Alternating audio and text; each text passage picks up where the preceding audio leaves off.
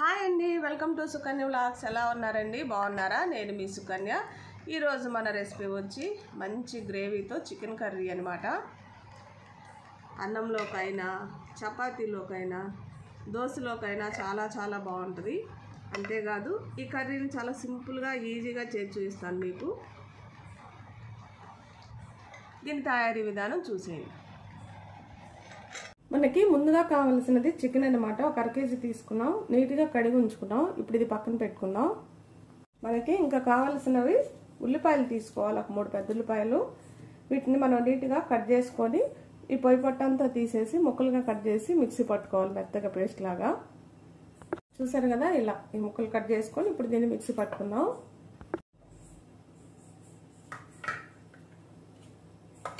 చూసారు కదా, ఇలా మెత్తగా పేస్ట్ లాగా పట్టుకోండి. కొంచెం నీళ్ళు వేసుకోండి మెదగపోతే. ఇప్పుడు ఇది పక్కన ఉంచుకుందాం.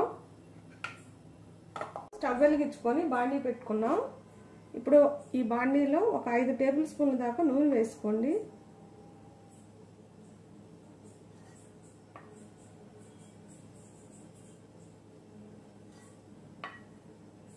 ఇట్లాంటి చిన్న గుంట గెరట్లు ఉంటే ఒక 3 అయితే సరిపోతాయి, లేదంటే ఒక 5 టేబుల్ స్పూన్ల దాకా వేసుకోండి. ఈ నూనె వేడవనిద్దాం. నూనె వేడైంది. ఒక చిన్న బిర్యానీ ఆకు, అలానే ఒక 3 లవంగాలు, ఒక యాలుక, చిన్న చెక్క ముక్క, స్టార్ పూలో ఉండే 2 కొమ్మలు ఇవి వేసుకోండి. కొంచెమే కాబట్టి, అర కేజీ కాబట్టి ఇవి చాలు, ఎక్కువ వేయకండి. ఒక 2 పచ్చిమిరపకాయలు తుంచి వేసుకోండి.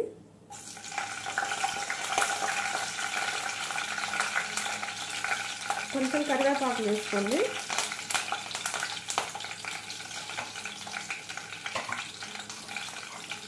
ఇప్పుడు మనం ముందుగా రెడీ చేసి పెట్టుకున్న ఉల్లిపాయ పేస్ట్ వేసుకోండి.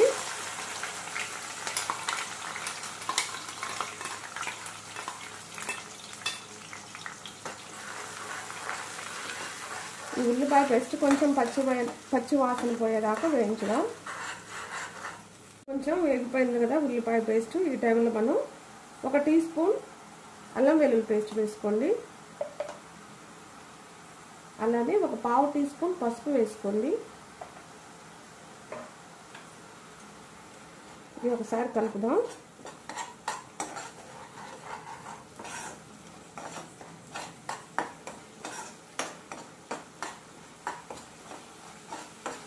ఒక నిమిషం ఇలా కలిపినాక చికెన్ వేసుకుందాం. దీంట్లో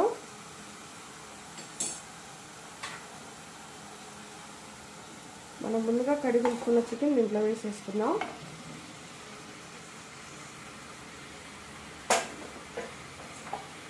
ఇదంతా బాగా ఒకసారి కలుపుదాం.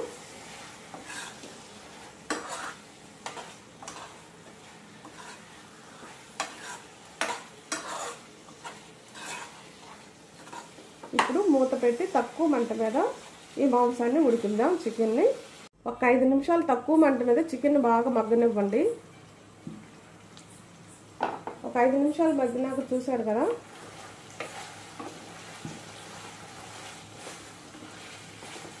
పెద్ద మంట మీద కాకుండా మీడియం మంట మీద ఉడికించండి, బాగుంటుంది చికెన్ చాలా. ఇప్పుడు దీంట్లో ఒక 3 టమాటాలు మిక్సీ పట్టుకొని వేసుకుంటున్నాం. అలానే కొంచెం ఉప్పు వేసుకుందాం.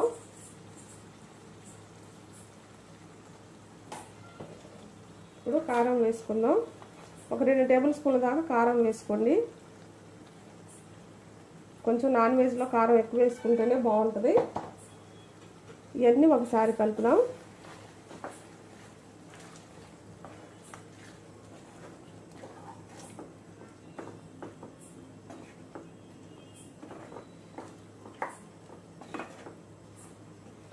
పిల్లలు చాలామంది ఇంట్లో చికెన్ కర్రీ వండినా, లేకపోతే వేరే ఏదన్నా కూర వండినా కానీ ఆ తొక్కు ఉంది, ఈ తొక్కు ఉంది, ఉల్లిపాయ ఉంది, పచ్చిమిరపకాయ ఉంది, ఇలా చేస్తూ ఉంటారు. తినకుండా ఇలా మిక్సీ వేసి చేశారనుకో కర్రీలు, ఉల్లిపాయ అయినా టమాటా అయినా, గ్రేవీకి గ్రేవీ వస్తుంది, కర్రీ చాలా బాగుంటుంది, పిల్లలు కూడా ఇష్టంగా తింటారనమాట.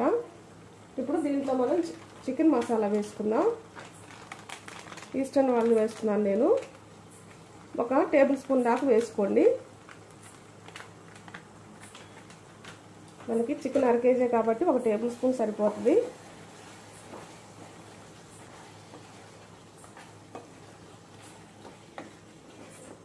ఇప్పుడు కొంచెం నీళ్ళు వేసుకుందాం. దీంట్లో నీళ్ళు పోసే ముందు మనం చాలామంది కొబ్బరి పొడి వేసుకోకుండా వండుకుంటారు చికెన్ కర్రీ. కానీ ఒకసారి కొబ్బరి పొడి కూడా వేసి వండి చూడండి, చాలా రుచిగా ఉంటుంది అనమాట. ఒక 3 టేబుల్ స్పూన్ల దాకా కొబ్బరి పొడి వేసుకోండి. మనకి కూర మంచి గ్రేవీ వస్తుంది అనమాట మనం ఇలా కొబ్బరి పొడి వేసుకుంటే. ఇప్పుడు ఒకసారి కలిపి నీళ్ళు వేసుకుందాం.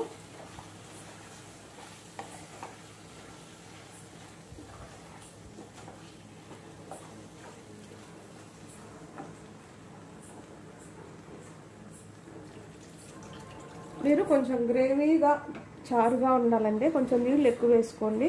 లేదు కొంచెం ఉత్తగా గ్రేవీగా ఉండాలంటే కొంచెం నీళ్ళు తక్కువ వేసుకొని ఉడికించుకోండి. నేనైతే కొంచెం గ్రేవీ చిక్కగా ఉండేటట్టే వండుతున్నాను. ఇప్పుడు మూత పెట్టి ఇంకొక 5 నిమిషాలు ఉడకనిద్దాం దీన్ని.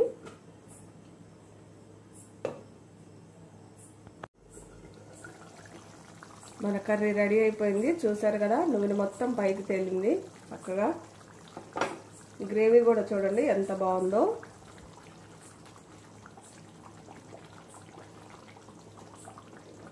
చాలా సింపుల్గా అయిపోతుంది, చాలా రుచిగా ఉంటుంది. చికెన్లో బోల్డన్ని రకాలుగా వండవచ్చు మనం. Chicken కర్రీనైనా chicken ఫ్రైనైనా. దించుకునే ముందు కొంచెం కసూరి మేతి చల్లుకోండి. అలానే కొంచెం కొత్తిమీర వేసుకోండి.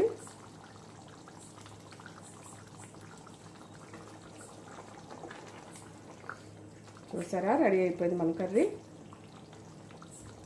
స్టవ్ కట్టేసుకుందాం. ఎంతో గ్రేవీతో ఉండే చికెన్ కర్రీ రెడీ అయిపోయింది కదా. చూడండి ఎంత గ్రేవీ కూడా ఎంత బాగుందో చూడండి. రైస్లోకైనా, అన్నంలోకైనా, రోటీలోకైనా, దోశల్లోకైనా, దేనిలోకైనా చాలా చాలా బాగుంటుంది. కంపల్సరిగా ట్రై చేయండి. మీకు కానీ నచ్చినట్టయితే ఇంట్లో ట్రై చేసి కామెంట్ చేయండి ఎలా వచ్చిందో. నా వీడియోస్ కానీ మీకు నచ్చినట్టయితే లైక్, షేర్, సబ్స్క్రైబ్.